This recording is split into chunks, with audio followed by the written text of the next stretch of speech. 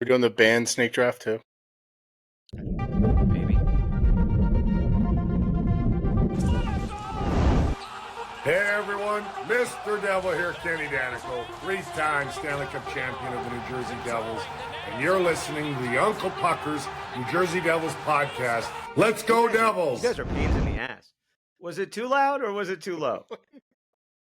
It was All too right. loud, and then we made it louder. Hey, Bobby in his advanced age, you know. Wake up, everybody! I actually just heard the speech for the Billy. I was just scrolling through Twitter and I saw the speech that Billy Crystal gives. Yeah, I think in City Slickers during his kids' class, and he's like, once you hit your 40s, the music's too loud, and it's like, shit, man. He's like, that hits. Hey, that hit a little too do home. you That like too your close kids' to home. music, Tim?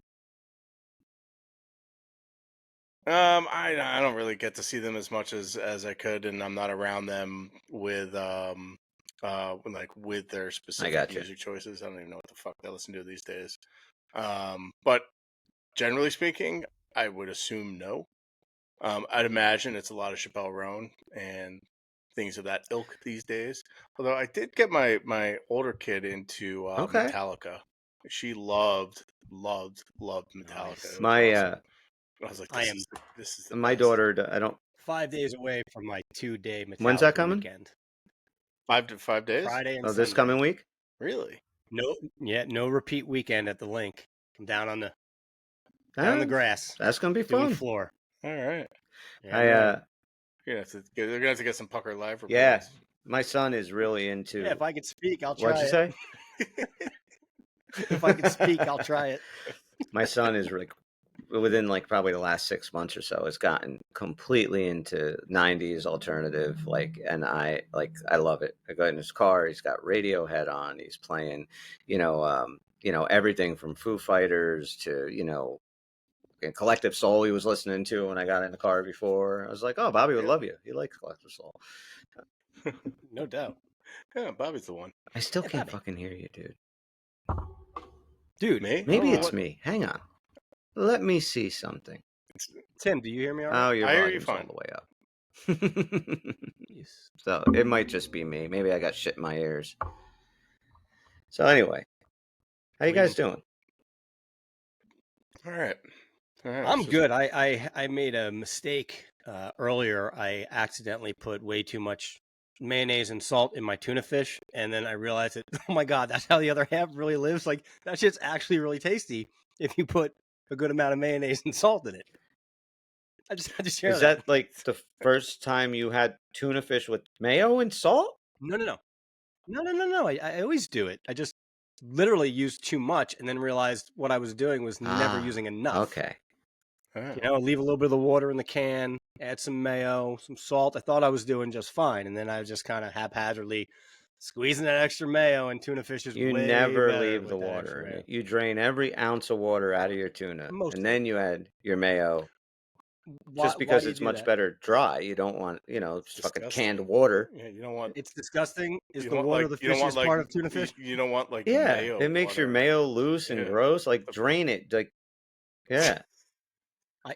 I've drained it, and then I found myself going over to the tap and adding skin, just a little bit to help it be more moist. So now I leave a little bit of that. You need to stop tuna that. water. It's not tasty tuna water. It's shit that's been sitting in a fucking can from a factory for like 6 months. Seriously. So is the tuna. How is the water any worse? I guess with that argument, I can't really battle that one. I fucking hate tuna fish. I like tuna fish. Disgusting. That's disgusting. You guys are gross. Fucking gross. What's the score of the Winnipeg game? I don't know. It was 1-1 when Who's winning? When I left the room. So the Bears.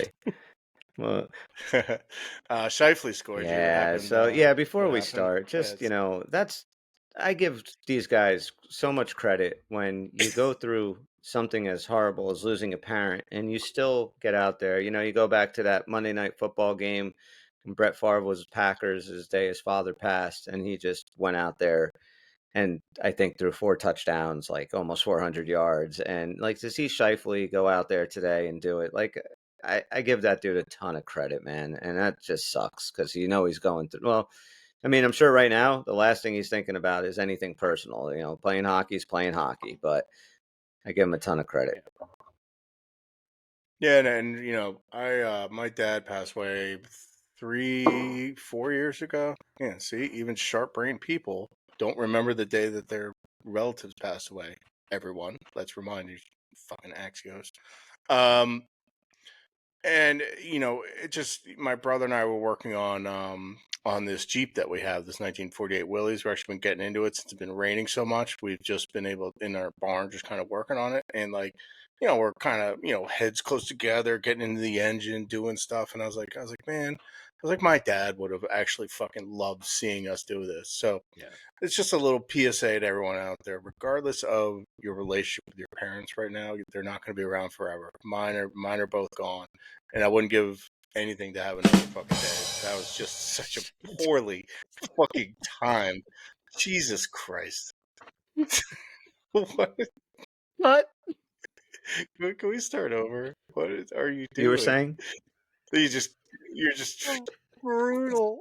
spend time with your parents, man, because they're not going to It be is around very forever, true. especially if That's they're right. older. Chris has the sound effects Yes, back now, I do. so Yeah. Anybody else have a dead parent story they want to share? I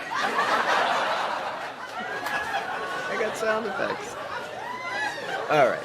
So, guys, Toronto doing this, or are they screwed? Or did they just delay the inevitable? I see you, Tim. I see you. Just making sure. We've all lost. That's the thing. We can make those jokes because every single one of us has a parent that we've lost. So I was telling you a I very know you heartfelt were, story, and you were mean about it. And you were right. I said Toronto, man. Like, like good for them. Good for them.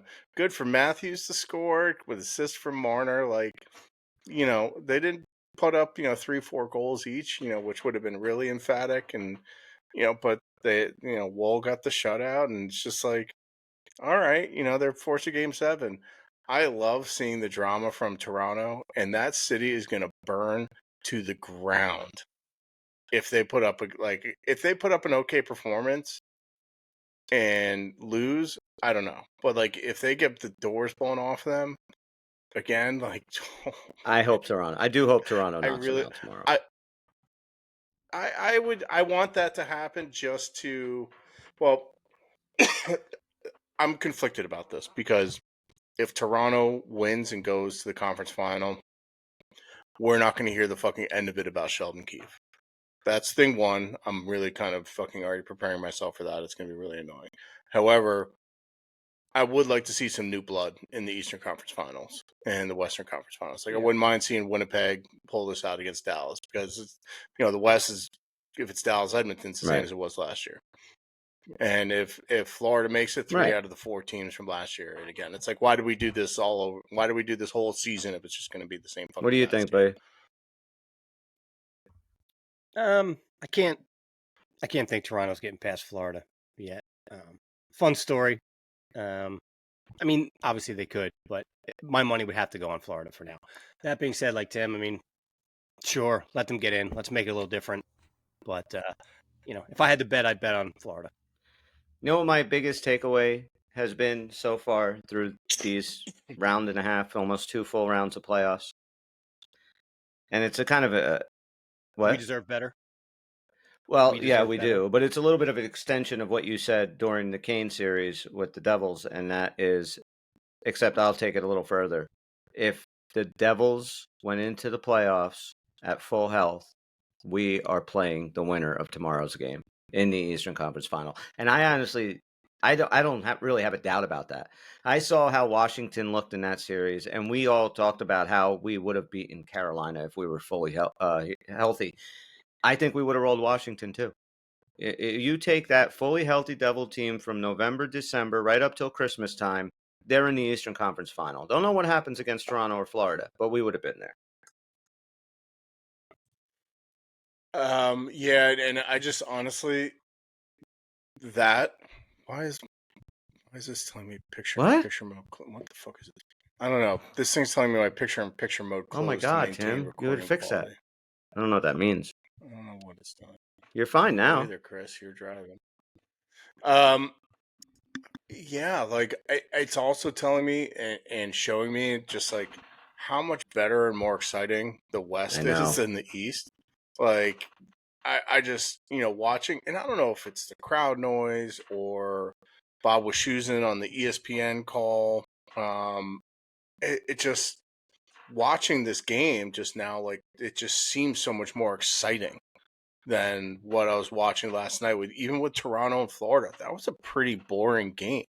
The Caps and Canes was like a snooze fest. Like the guy fucking Heat Daddy on Twitter was like, he does like a hockey show called Hockey Night in Scottsdale.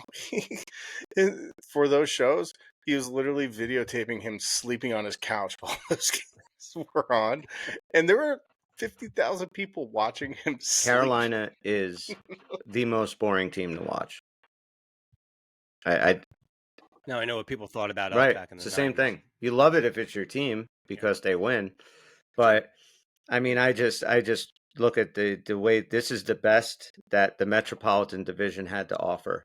How the hell did we not make it there? Well, we know why. How it goes back to what I think we all did say this at one point, that as long as we got through Carolina, we felt that we would go to the conference finals, because like I, for one, I think I even said I think the Capitals are frauds. I didn't literally mean that. They were a good team this year, but I didn't think they were like a Stanley Cup winning team. And the way they played Carolina, I think that we played Carolina better, which makes me think that we could have played Washington better.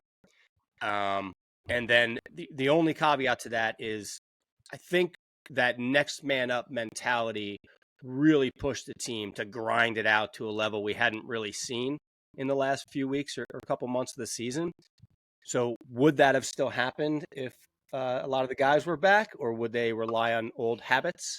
I'd like to think that they would also know what's on the line and push to that same degree. But there is something to be said about the mentality when you've got top guys down and you just have to go out there and grind it and push. That maybe you don't get with a healthy team. But that being said, I still think that, like you said, full healthy Devils team, we get through Carolina, and from what I've seen, that means we would have. We were probably, I would even say like maybe 60% of full health of where we went into the series, and that's maybe being a little bit generous too. I think we gave Carolina a better series than Washington did. Yes. Yeah, and do you know what happened to the Capitals? I just read you some numbers. So, Alexei Protas, his shooting percentage, this is regular season numbers. Protas, 21%. Tom Wilson, 19.5%. Dylan Strome, 19.5%. Alex Ovechkin, 18.6%. Nick Dowd, 16%. Mangiapane, almost 15%. Connor McMichael, almost 15%. Pierre-Luc Dubois, 14%. League average shooting percentage, like for teams, is usually like 8, 9, maybe 10%. Right. These guys were just on an outrageous shooting bender all season, and it came crashing down on them all at once. And that's kind of the fraudulent, and those are like kind of the numbers behind what I think everybody was sort of seeing with the Capitals. They were like, how the fuck are these guys winning so much? You know, they're not playing well, like, but it was just, they were just shooting their lights out, and it just came all crashing down on them, you know, in the Carolina season. And Carolina's the type of team that can shut that down when they don't allow you to shoot, and you only get, you know, I don't think the Caps cracked like 25 shots the entire series. Like when you don't allow that to happen, you know, and with shooting regression, you're going to wind up losing 2-1. And I do think this is going to be another year where Carolina will only get as far as the final, and they're going to lose to whoever wins that Atlantic Division. I hope they get swept. That would be great. That would be just magical. So, what do you guys want to start with? Tim, I know you sent over that something in the group there. I didn't get a chance to look at it. What was that? Oh, yeah. So this is kind of interesting. So, you know, obviously injuries have been a pretty serious issue, right? Yeah. So the Devils hired this guy. His name's Greg Ackerman. As a senior data scientist. Ackerman. Affleck. He is not selling supplemental insurance. He is actually a senior data scientist. So what he did, he actually used to work for the Mariners. Ackerman? Oh, I thought you said no, senior data that is not scientist. Spanish. So I wasn't. Senior. My bad. Senior. I am a data scientist, Holmes. Your name is Ackerman? Ack. My name is Ackerman. What you got?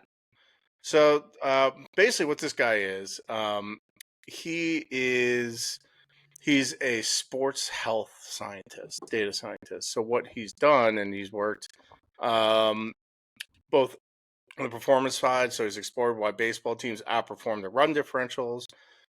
He's on the medical side with football, minimizing National Football League concussions on punt blocks.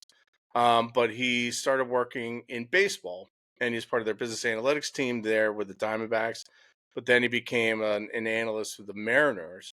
And what he did was he performed quantitative analysis focusing on athlete workload, athleticism, baseball biomechanics, and injury prevention. So I'm a little bit torn on this. Like, obviously, I don't think we should putting all our eggs in the data science basket on like how to prevent injuries. These guys still need to do their off-season regimens. Get that disseminated from the strength and conditioning, what they need to work on. Jack needs to get bigger, heavier, a little bit stronger. Nico needs to continue doing what he's doing. Brad needs to continue what he's doing. Come back healthy and in shape. But it's interesting that I think this guy is being brought in to look at workloads. And I don't think that means like load management, like fucking LeBron James and like lazy ass basketball players. I think it means, like optimizing how they're working out and optimizing their training and optimizing their rest days and things like that, and how their bodies kind of react to different types of situations. So I think it's just kind of an interesting thing that the Devils are turning over stones to find interesting ways to look at what is clearly an injury problem.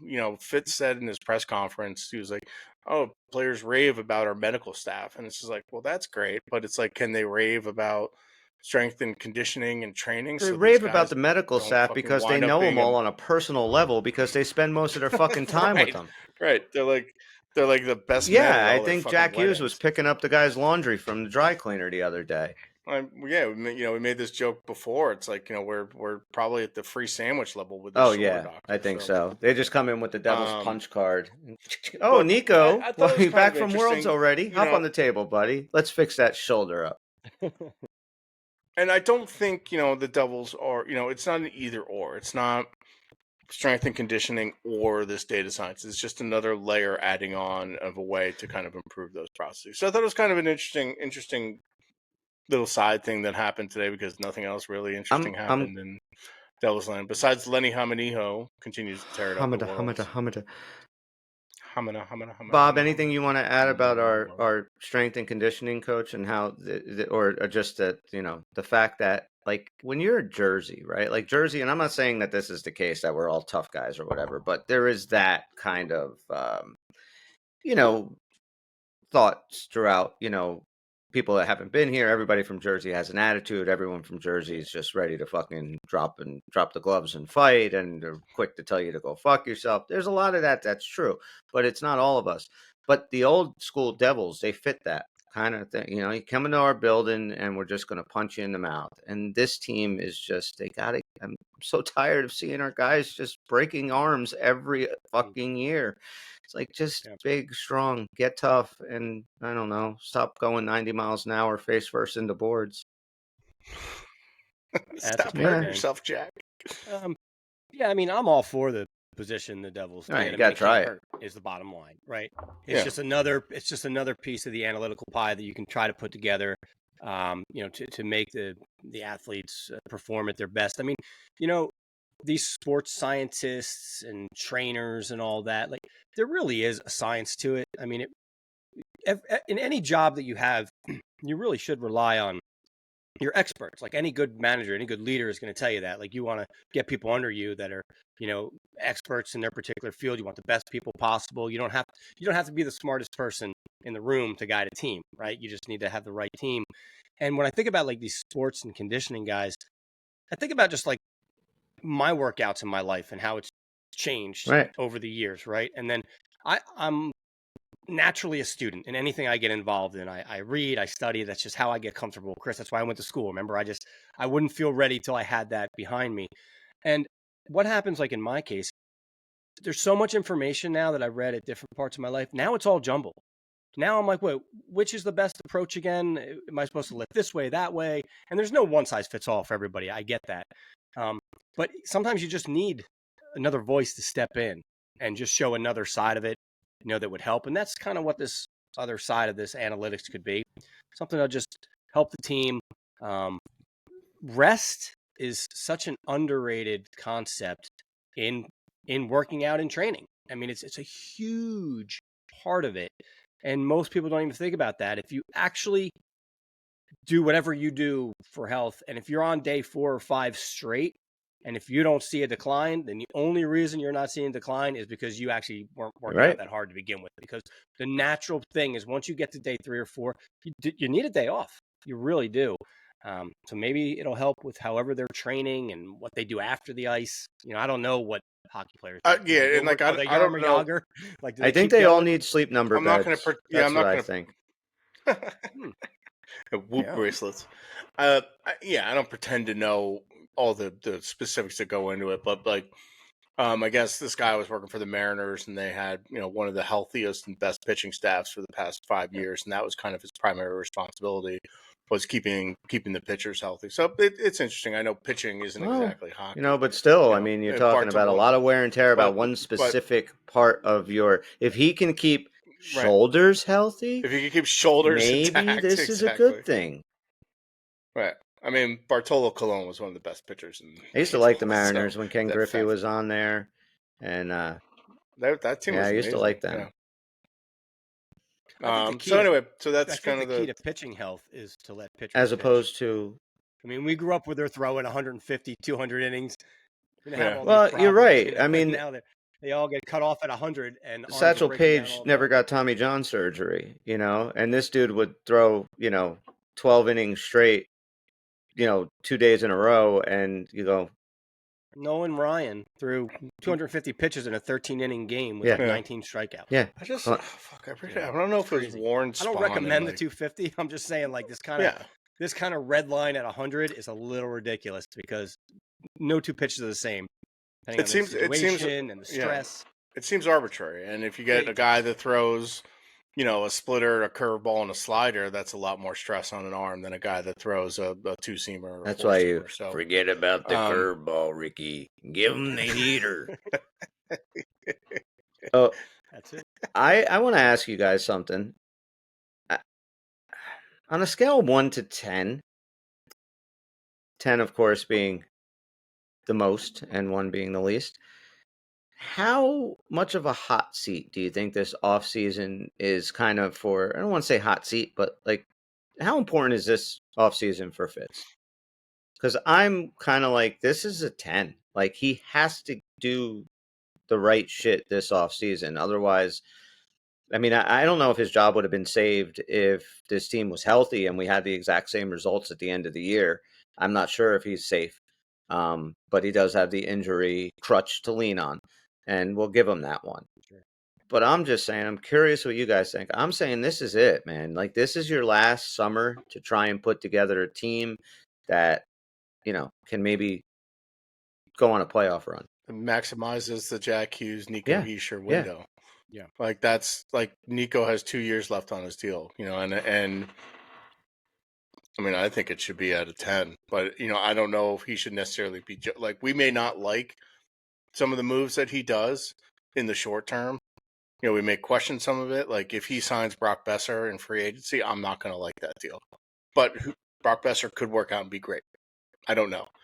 So that's the leeway that I think we're going to have to give him. If he said he's going to make changes, and if he makes those changes and on paper we're happy with what this team looks like, I think, he'll at least get a pass into the season. But if the same shit happens and we're a 90, low 90s, mid 90s point team, and backing into the playoffs with a shitload of injuries, this isn't just a critical season for Fitz. I think this is a critical season for this team and this group and this window that. Yeah, I agree, and I'm kind of I'm Bob. I want to know what you think, but like, oh my God, I had a freaking point and I can't remember what the hell it was. Bob, please let me try and think. Go ahead. Let me save your ass. I think that obviously, if it wasn't for the injuries this year, or because of the injuries, I'd say that maybe it's at like a 9, because you do got to kind of give him that. However, it could be said that the injuries actually saved his ass, like you said, because the way the team was put together and was performing, it would have been very bad if we had a full roster and we still got kicked out in the first round. So I'm with you guys. Just what do you call it, a 9 or call it a 10? I mean, this is a critical year. If we have a healthy team going in and whatever moves he makes seem to be of significance and we get nothing for it, yeah, I can see him being done. What I was going to say was, oh my God, I can't believe I keep on seriously forgetting what I'm about to say. Tim, did you freeze up or did you fall asleep? Hang on. No. Yeah, we can hear you. You're Yeah. stuck. You look like you're sleeping. Oh, I remember now. Device struggling to record. So, hang on, I'm going to jump. Okay. I'm going to jump out. 2 years ago, the record season and everything. See, that looks nice without Tim there. You see the Uncle Puckers right up top. Like, yeah, he's going to come in and screw it all up. Yeah.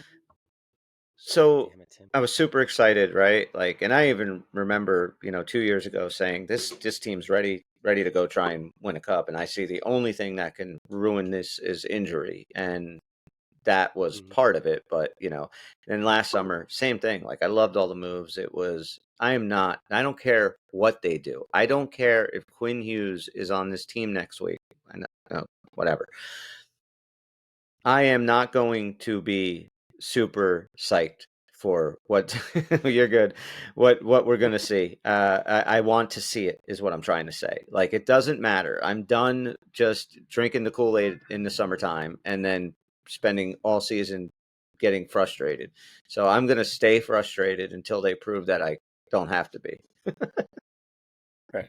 It's probably a good way to do it. So what then at the end of the season, playoffs, obviously Stanley Cup, that should be the ultimate goal. But short of that, what would you consider a success? Or is it just the Stanley Cup? No, to me, that is going to depend, because if you have a very successful season and you can tell you are a strong, well-rounded team, not just a team that's shooting over their heads like the Capitals, whoever. Like, if the core foundation is there and you're a really good team and you get one of those draws in the first round that we don't like the way the playoffs are set up, you're getting some quality. One of two quality teams is getting bounced. But if you show up and just truly have a really good series but maybe lose, you could still be safe, in that case, because you don't know who you're going to wind up playing. So I think it's situational. But if you're middling like you were now, or even if you're not middling, maybe you get to the 100 points, but it's kind of like a special 100 points and not, like a hardcore where the Florida Panthers were ready to go in the playoffs 100 points, and then you get stomped on, then I think it's a big I agree with you. It is situational. But for me, I want to see consistency from this team next year. I want to see this team grow and get better throughout the course of a season, as opposed to going backwards, which they seem to do. The starts have been great. It's the endings that have been really bad. So start hot, or even if you started kind of middling, like, I want to see this team get better. I want to see them going into the playoffs at full strength. And then once there, yeah, you're right. You might get, Devils might get 105 points next year. They might win the Metro, and the Rangers might be right at your heels with 102. And you got to, or I'm sorry, that wouldn't happen. But anyway, I'm just saying you might get stuck playing, a Ranger or, Carolina team that's really, again, better maybe and stuff. I get that. First round, if you go out like St. Louis went out against Dallas this year, like, that's nothing to hang your head out. You can be proud with the series. You played your ass off. You just played a little bit of a better team. But Eastern Conference Final, like, at this point, this core has made it 5 games into round 2. That's it. When you really look at how long Nico Hischier, Jack Hughes, these guys have been on this team, What have they played? 17 playoff games? Like 17. That's got to change. And that's what I want to see. And I think Sheldon Keefe is the right guy to get them playing right going into the playoffs. I was very happy with him this year. I don't give a fuck what happens up in Toronto, and they can sit there and say whatever. Oh, we finally got rid of Keefe, and you get bounced tomorrow night. And Craig Berube got you just as far as Sheldon Keefe did. So, but even if they make it to the next round, they're a good hockey team, and their core guys have been going through it even longer than we have. So, and yet I don't think any of us think the Toronto Maple Leafs are going to win the Cup this year. I don't think so. I think it's Florida's. It's, in my opinion, the only team in the East that can beat anybody out west. Any of the final three teams. I mean, I think Edmonton, Dallas, Winnipeg, they roll everybody, and Florida maybe gives them a series. Yeah, I think you nailed it too on like the consistency. I mean, we literally cannot have another year where it's 2 wins and then a loss, 2 wins and then a loss. Like, I'm not saying you need, the 13-game heater. At least 4. You need a couple of sustained streaks. And 4 is a streak, and it's not even that great of a streak. It just kind of shows, we win 4 or 5 in a row, then we lost a game, we win 1 or 2 in a row. The pattern they were on was ridiculous. The inconsistency was something like we'd never seen before. I mean, the way they would play one night to the next was it was a wild swing of the pendulum. I mean, they would play a Florida Panther, Carolina Hurricane, great team, and beat them and look like, holy shit, man, this Devil team can hang with anybody. And then they go up against, Utah, or I'm just using examples, a lesser team, and look like they've never played together. It really was crazy this year. It was maddening. Yeah, and everybody likes to point at one thing or another thing. One thing I'm actually doing, and I'm in the middle of, is I'm actually trying to help Fitz define what gave him the definition. What the hell? By actually looking at the numbers of the top 3 goal scorers and points, top 6, middle 6, bottom 6, bottom 3, and seeing like just what the other teams look like. So I'm going to do this for all 32 teams. Look at what their scoring looks like across that. What it looks like. God, what the fuck? This video sucks. What it looks like on a per 60 basis too. I'd like to see that. I think there's some efficiency issues where I was just even looking at just downloading all the data from the NHL site. Most teams' top forwards are 25, 20. Yeah.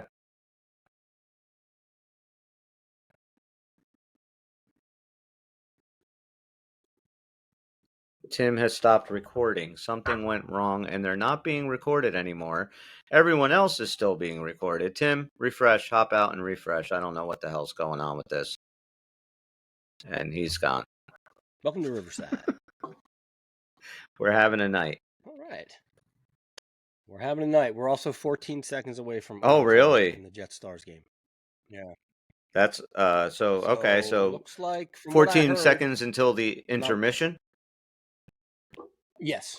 Yeah. 14 seconds till the intermission. And now I haven't been watching the game from when I heard Hellebuyck's having a really good game. But I wanted to bring him up again just real quick.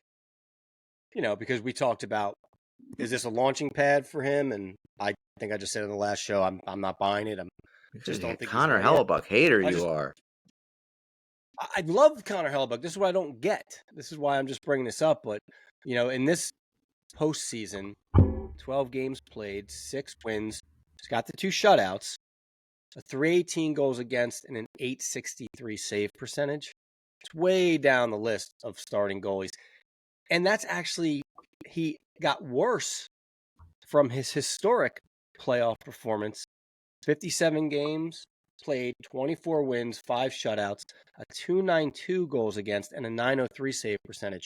Those weren't great to begin with. Those were kind of what we said he needs to elevate and become, the playoff goalie that he was in the regular season. And he went even further down the drain. I just don't get it, because I honestly do think that he's, quite frankly, the best.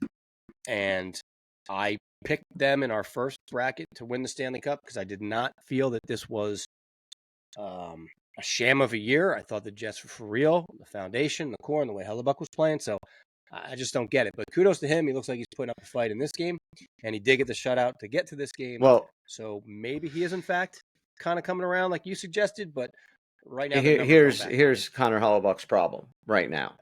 On the road, he's 0-5 with a 793 save percentage and a 5.84 goals against average.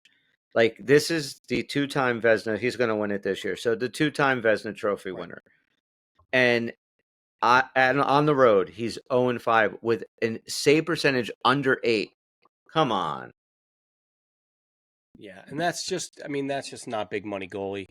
And it looks like overtime is going to be starting with the Stars on a power play with 1:45 left. All right, so he's 5-1 at home with a 199 goals against average and a 902 save percentage.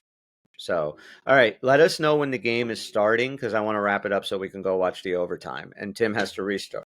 We have 17 minutes, so we'll be done by then. So, as long as Tim gets back and we can do it. Yeah, he said he has to restart his computer. I don't know what happened that his computer broke, but he should invest, a few bucks and get something like I did that works. Or do you think it's his connection? Yeah. I mean, he's on a farm, so I don't know how that plays into everything. But... look, he's back. Let's see. Is it work? Tim? Tim? You there, Tim? Tim? Yeah. Tim? Yes. Hello? Yes. What? I'm not doing. I mean, Tim, I can't hear you. That didn't work. All right. So, do we have any games for tonight? All right. We do have. Yes. The Devil. Let's do it. Except, I don't know. Do we have a comment thing on this on Riverside? No. You're pretty quick with the sound effects. I do. Chris. I have a studio chat that I can pop in. All right, I think. Yeah. Let's see. Did that pop up for you guys? Right. I've had mine on. So everybody type something. Let's see if we can read it. I got Bobby. I got me, and he just lives rent free in your head, doesn't he, Mr. Steve Valaket? So Tim, I don't know if you were catching up with the game, but we just discussed that it's going into overtime. Jets. Yeah, I saw it on my phone when it resumes for 1:45. Oh, we're just really? going over Connor Hellebuyck's numbers from road and home. I mean, what? He looked great tonight. I was listening to the game. I didn't really get the chance to watch it, but we'll wrap it up right before the overtime starts so we can watch it. But all right, Bob. Well, I'm sorry. All right. Unless this That's game true. takes It might. 45 minutes. No, just two of us. I mean, there's only 10 questions. So all right, explain the rules. Okay, so again, this is Season of the Devil. In this, we give 10 total clues about a particular season, 8 fairly weird clues, and 2 that should at least get somebody to the answer. This is a game where you only get to answer once. Sometimes we play it just as our own group. Sometimes we have it in our live show where people listening can jump in. So you have to just decide if you want to answer early and maybe tip someone off to the error, or if you want to wait and get additional clues, because you are not getting more than one chance. Closest person, first one to win wins, or closest after that. Anyway, it's just 3 of us. It's just Tim and Chris going today. So this will just be a fun one. We're ready, dude. Ready. Okay. We're ready. In this how do you play this game? So what I wasn't listening. Okay. So how do we play this game? 10. No. Reminder. You said 8. I get to be the race car. Reminder. It's 10 total questions, 8 layups. I'm not good at basketball. Questions, 2 layups. Remember, your answer is the end of the season. Because you're very short. As in, the Devils won the Stanley Cup, their first Stanley Cup Gotcha. in 1995. The only thing Okay, so it'd be the 1995 season. So 1995 is the answer? My head looks like a basketball. That's about it. No.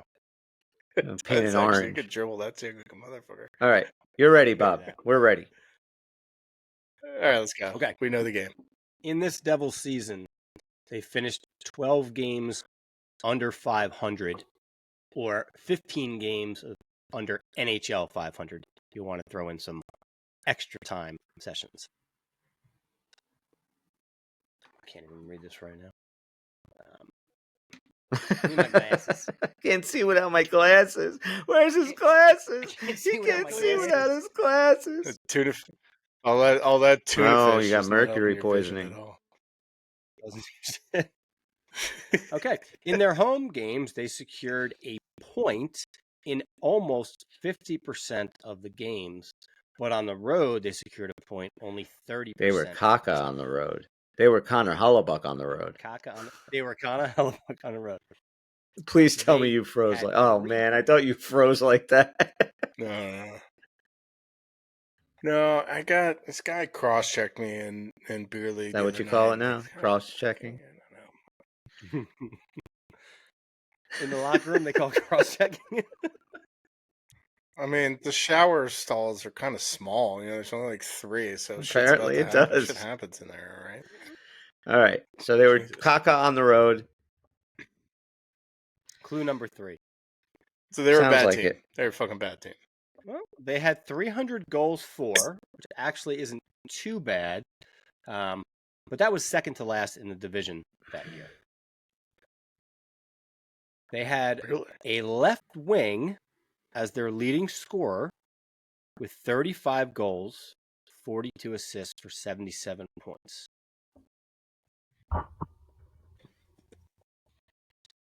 A defenseman with 6 goals and 23 assists for 29 points was 12th on the team in scoring. It's hard to get some of these clues, Tim. Don't give me that. I have a guess loaded. Well, you feel free to type that whenever you're ready.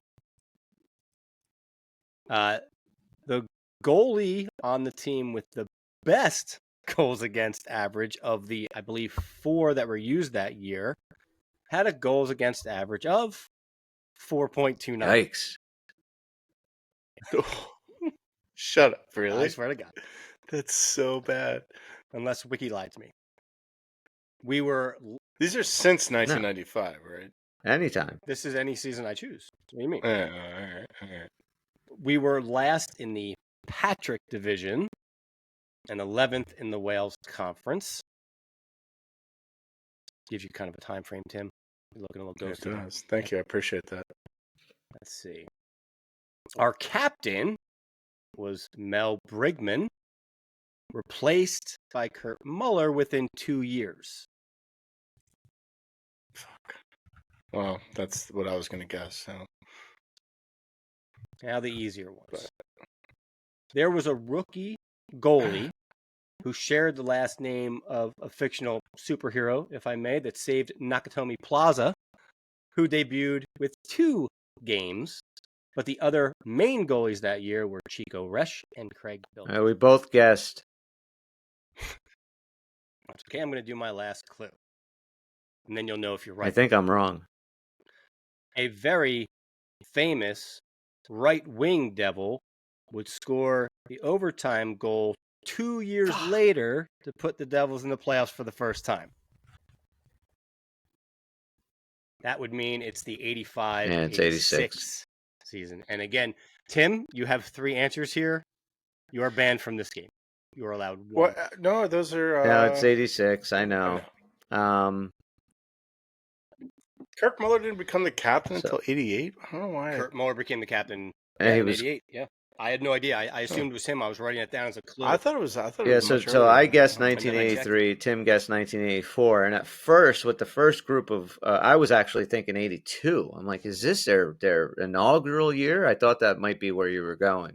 So 2 years before the John McClane goal on Darren Pang. In overtime. That's it. The Devils needed that win. They needed that point. Because back then, it's a tie. And we don't get to the playoffs. And what was the John McClane? Again? What was it? They said that McClane. Wait, well, yeah. What'd you say? The goalie? Oh, because we had Kirk McClane, who then got traded for Patrick St. Oh, that's right. Yeah. I like it, Bob. You're very good at this, Bobby. That's a good one. So thanks. I know that was an old school year. I was 7. Well, remember our last conversation? I've grouped like 2000 to 2006 is all I've done so far. So right, and that's why for some reason I had it in my head that we're only doing 95 and after, and I was like, I was like, this could be any of 10 years. We only have so many years anyway. There are a lot. But, but it's really, there's only a handful of years that like significant things happen that you remember as, so that's why, like, if you did, 1986, for instance, like, I mean, well, you just did it, but I'm saying, okay, so like, I didn't know any of these. It could have been 83, 84, 82. It didn't matter. Like, once you said the only way I got it was the 1988 one. 86 was a very significant year. Very. Because we sucked? I don't know what you're talking about. What? No, won the World yes. Series. I you're couldn't give right. that as a clue. 1986. Tim's got to go. I was going to say, what was that before? It was before. Challenger blew up 1987, January 28th, 1987, I believe. Watched it from the cafeteria. No, it was a snow day. No, we had this discussion before. Yeah, I watched it in what school. year? When was I right? January 28th, 1987? Tim? Oh, I don't recall that. Tim? All right. Oh, I don't know that specific. I don't know. I think I was in 1987. Yeah, I was 9. How old were you in 87? 7? 9. Okay. I was 9. So let's see. When did 9 times? 9 times. Playing for East Windsor. Challenger exploded January 28th, 1986. I got the year wrong. That was some oddly Rain Man shit Yeah. on the Well, I only remember because my buddy Rich was a friend of mine and Bobby's. We were growing up, and I was hanging out with him that day. It was his birthday, and that's the only reason I remember that was January 28th. So, all right. What else are we going to talk about hockey-wise, boys, before we wrap this thing up? Yeah, I don't know. Just the fits in the team. I think they are poised for a very good season. I hope, and I know that's the rose-colored glasses fan in me, but I think a second year of Keeve, another year of Jack and a healthy Jack. Nico seems to be on the right track. I'd like to see a couple more goals out of Brad. I think Timo finally has that season that we want out of him. New guy 1 and new guy 2. I think. Well, who I believe new guy 1 is going to be, and I think that this is absolutely going to happen. And I think if this happens, yes, you're right. This team can turn a corner, and that is they're going to trade for Quinn Hughes. I think this thing is happening. I mean, I just, in my opinion, if you're Vancouver, I mean, just because it looks like this makes sense on both sides. If you're Vancouver, what are you seriously? Are you just going to come in with a new head coach that Quinn might not jive with? Brock Besser's gone. Thatcher Demko, who the hell knows what's going on with him? Like, where's this team going? You paid a huge contract to Pettersson, who is shit, and are you really going to just build around him? Like, you have a great player with a team going nowhere. This is hockey 101, general manager 101. Take that great asset and build off of it. And I just think they're going to sit around and let him walk out in 2 years? Of course not. Yeah, and from a Vancouver perspective, what they want is New Jersey to be demanding that, so that kind of increases the leverage that he has over New Jersey to give us Quinn. So I think Fitz needs to just play it kind of like, you can give him to us now, or we'll just sign him in 2 years. Whatever you want to do, Jim, let us know. Yeah, and don't be weird. What do you think, Bob? You think it's going to happen? Well, I still think that it is going to happen. If you're asking me specifically this offseason, I still got to be kind of 50-50 on that, because defense is a position of strength for us. It'd be a boon to have him. Absolutely. I mean, I'd get rid of any defenseman not named Luke for him. So that would be an instant upgrade.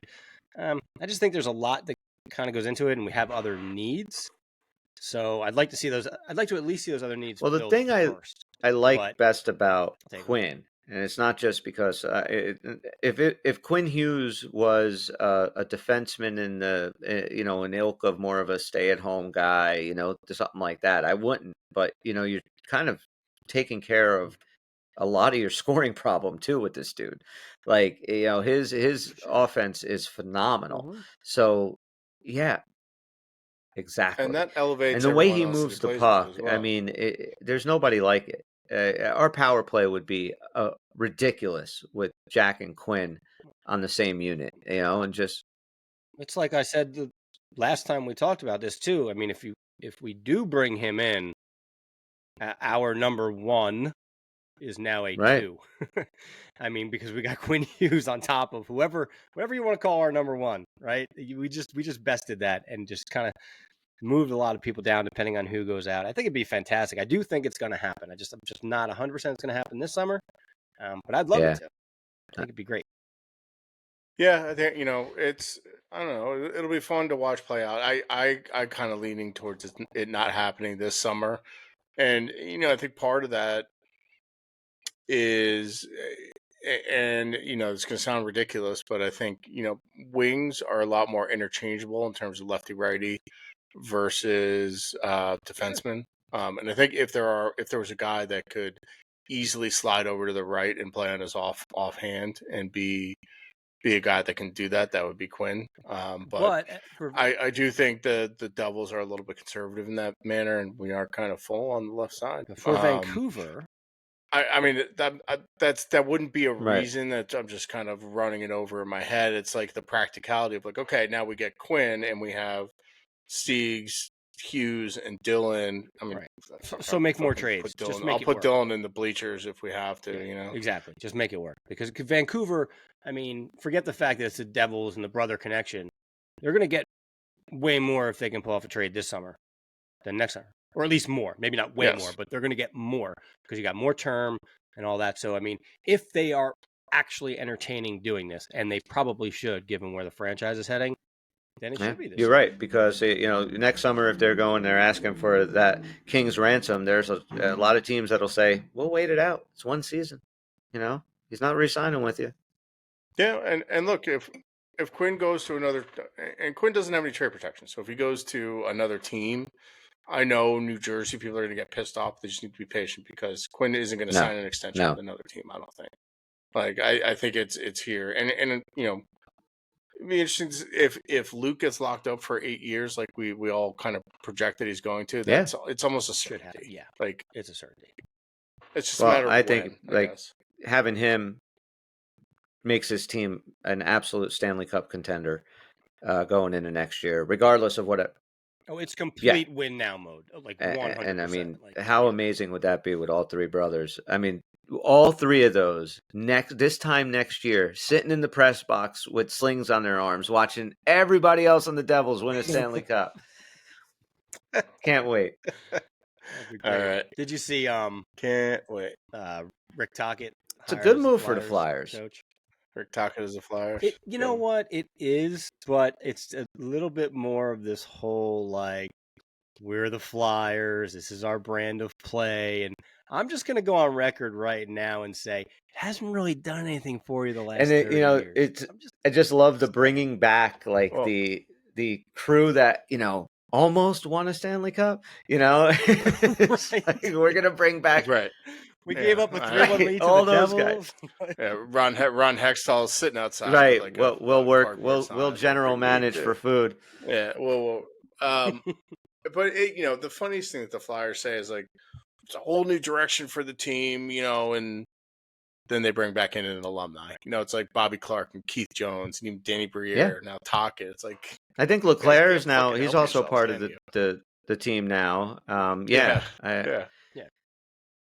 Who's the other guy on that Michael line? Remberg. Leclerc, Lindros, and I don't think he's around. But I mean, it's like, let's bring the most successful Philadelphia Flyers alumni in of the last 40 years. Yeah, we're the guys that almost did it.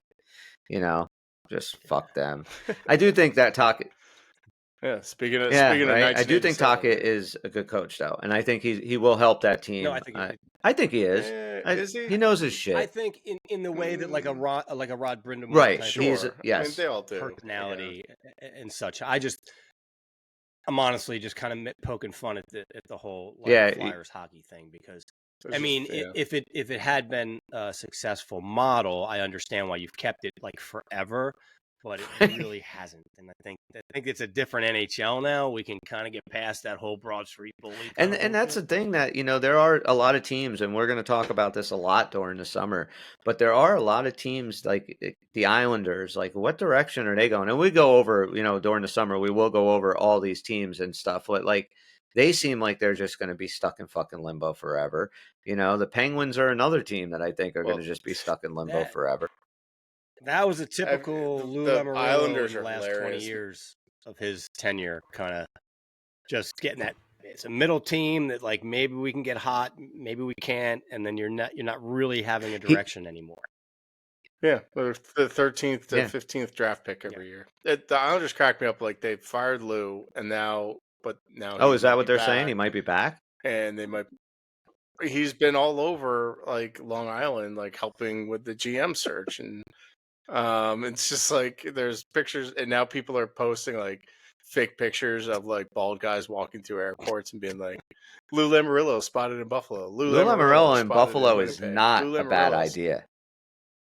I don't think that's a bad idea at all. Kevin Adams needs some help. I think Lou Lamoriello at home. I think he needs probably a better idea. I think it's done, dude. Buddy, I thank you for your service, man. But like, this is hockey. You're 80. Like, what are you? I mean, the NHL. All they do is just regurgitate the same fucking guys. I mean, you get fired. You're a head coach. You get fired. You are hired within a freaking week. You complacently sit back, and while sexual assault goes on under your watch, you just got to sit out a couple of years and you can come back. Oh, yeah, dude, what a racket! Wait, hang on. What's up, Bob? The dumbest thing I saw.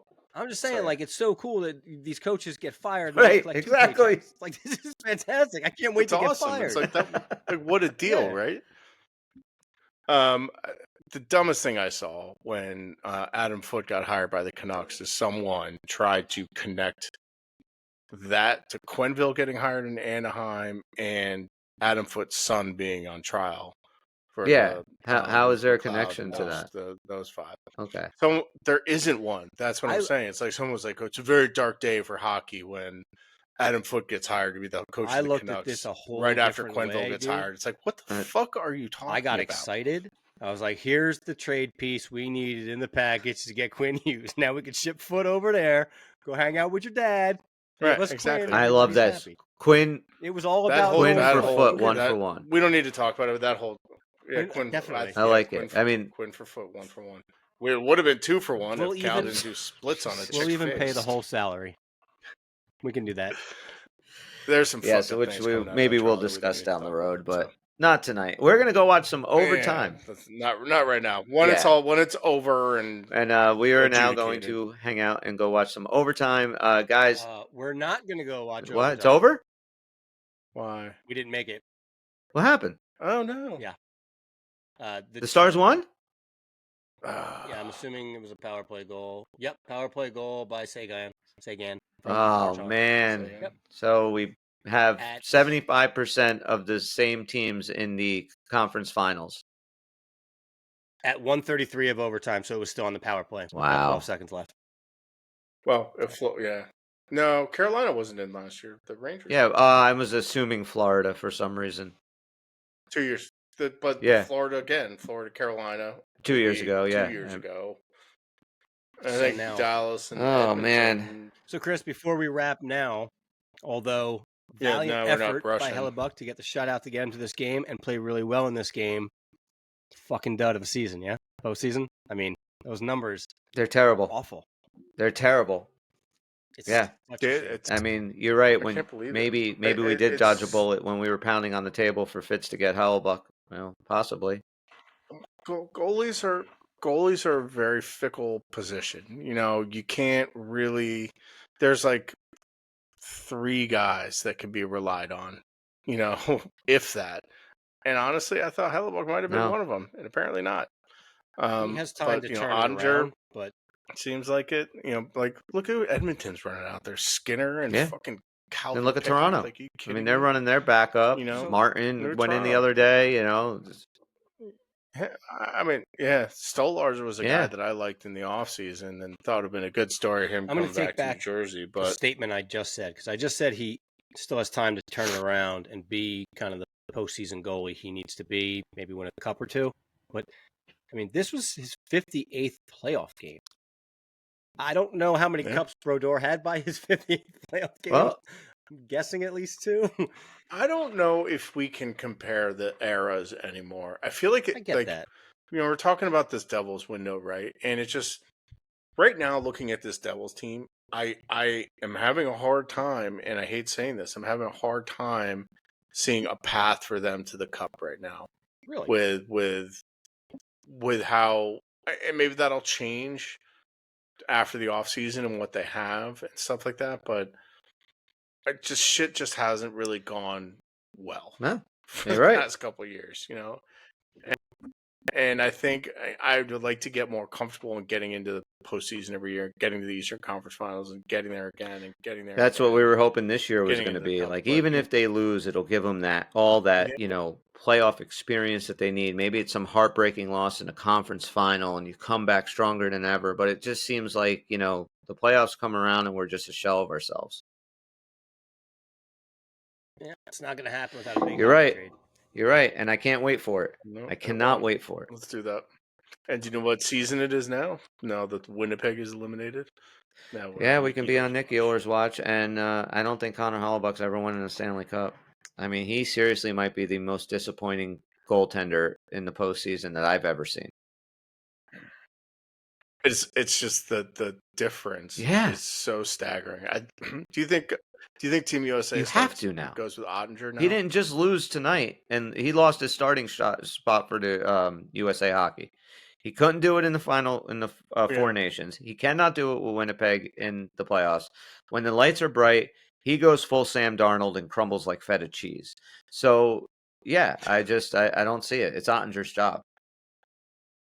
So, anything else you boys would like to add?